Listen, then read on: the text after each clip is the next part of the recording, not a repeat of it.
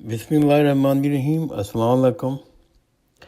ایک بڑا انٹرسٹنگ سوال میرے پاس آیا ہے اور میں خود اس کے بارے میں کچھ کنفیوز تھا، لیکن الحمدللہ اس سوال کے بعد میں نے کچھ معلومات جمع کی، کچھ ریسرچ لی، کچھ قرآن شریف سے مطالعہ کیا۔ سوال یہ ہے کہ کائنات کی ہر چیز اللہ تعالیٰ کی حمد و ثنا کر رہی ہے، تو ہم تو یہ سمجھتے ہیں کہ صرف انسان ہی ہے جس کو اللہ تعالیٰ نے عقلی وجود دیا ہے، اور حمد و تسبیح کے لیے ظاہری بات ہے آپ اللہ تعالیٰ کی دی ہوئی نعمتوں سے مستفید ہوتے ہیں، تو بندے کے اندر شکر کا جو جذبہ آتا ہے وہ بعد میں جا کر اللہ تعالیٰ کی حمد و ثنا اور تسبیح سے اس کا اظہار ہوتا ہے۔ تو اگر ہر چیز کائنات کی تسبیح کر رہی ہے تو اس کا مطلب یہ ہوا کائنات میں جو بھی چیز ہے جو ہم دیکھ سکتے ہیں، جس میں زمین ہے، آسمان ہے، پہاڑ، چرند پرند، دنیا کی جو چیز بھی تسبیح کر رہی ہے، تو اس کا مطلب یہ ہوا کہ ان کو تسبیح کرنے کے لیے ان چیزوں میں عقل و شعور بھی ہے، جو شکر کے جذبے کے تحت یہ چیزیں جو ہیں وہ اللہ تعالیٰ کی حمد و ثنا کر رہے ہیں۔ سوال بڑا انٹرسٹنگ ہے، تو میرا جو سمپلی سا جواب یہ ہے کہ جو کچھ میں نے علماء کرام کی کتابوں سے پڑھا، سمجھا، تفسیروں سے پڑھا، تو اس سے تو صاف ظاہر ہوتا ہے کہ یہ بات بالکل صحیح ہے کہ کائنات کی ہر چیز اللہ تعالیٰ کی حمد و ثنا کر رہی ہے، اور کائنات کی ہر چیز کسی نہ کسی انداز سے اپنا شعور رکھتی ہے۔ شعور کی سطح مختلف ہیں۔ ایک شعور جو ہے جو ہم انسانوں کے اندر اللہ تعالیٰ نے دیا ہے کہ ہم لوگ دیکھتے ہیں، چیزوں کو سمجھتے ہیں، ان کو انالائز کرتے ہیں، پھر ان سے کنکلوژن نکالتے ہیں۔ تو یہ جو شعور ہے اس کو ہم کہہ سکتے ہیں اللہ تعالیٰ نے انسانوں کو شعور کا بھی شعور دیا ہے، یعنی صرف شعور ہی نہیں ہے بلکہ ہم کو شعور کا بھی شعور دیا ہے۔ اس طرح کے شعور کا جو غیر معمولی اظہار ہوا ہے انسانی شخصیات پہ، اس طرح جانور ہیں، یہ سب لوگ اپنی جبلی تقاضوں کے تحت اپنی زندگی گزارنے کے لیے، کھانے کے لیے، اپنی نسل کو بڑھانے کے لیے اور باقی زندگی کے چھوٹے موٹے معمول چلانے کے لیے کسی نہ کسی انداز سے ان کی سطح مختلف ہو سکتی ہیں، لیکن اللہ تعالیٰ نے ان چیزوں کو شعور دیا ہے،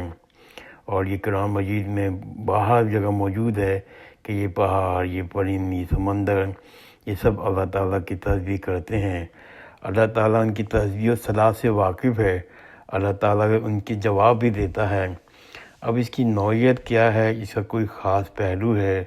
جو ہماری نگاہوں میں نہیں ہے اور اس طرح سے نہیں آتا، جس کا ہمیں سینس نہیں ہے کہ کیسے ممکن ہے۔ قرآن سے تو یہ بات صاف واضح ہے کہ ہر ایک سطح کا شعور اللہ تعالیٰ نے سب چیزوں کو دیا ہے۔ اب وہی بات میں کہتا ہوں، نوعیت کے بارے میں ہم لوگ انڈرسٹینڈ نہیں کر سکتے، سمجھ نہیں سکتے، اس لیے ہماری اللہ تعالیٰ نے جو عقل دی ہے اس کی بھی ایک لمیٹیشن ہے۔ ہم عقل کی لمیٹیشن سے ہم لوگ آگے کراس نہیں کر سکتے،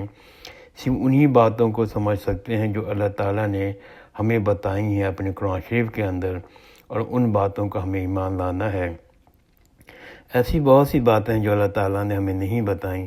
صرف چھوٹا سا حوالہ دیا ہے، جیسے برزخ کی زندگی، قبر کا جو عذاب آئے گا وہ کیسے آئے گا، قبر کی زندگی کیسی ہوگی، پھر حساب کتاب کیسے ہوگا، جنت میں کیسے رہیں گے،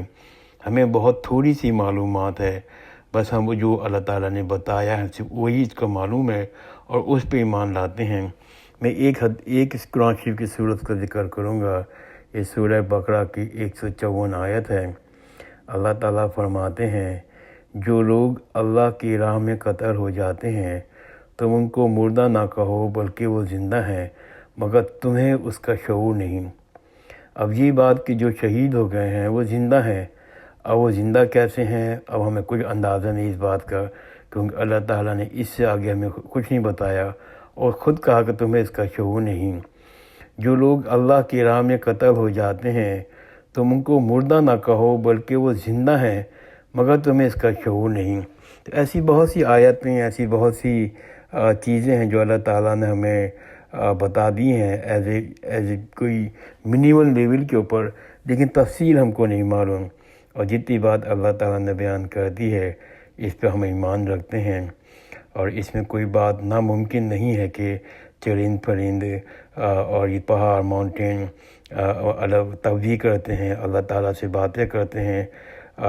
وہ اپنی تو مخلوقات سے بات کرتا ہے، اور مخلوقات اپنے خالق کے سامنے جواب دہ ہے۔ اس میں کوئی انہونی یا نہ ماننے والی بات نہیں ہے۔ اللہ تعالیٰ اگر کوئی میں نے بات غلط کہہ دی ہے اس کو مجھے معاف کرتے اور لوگوں کے دماغ سے محو کر دے،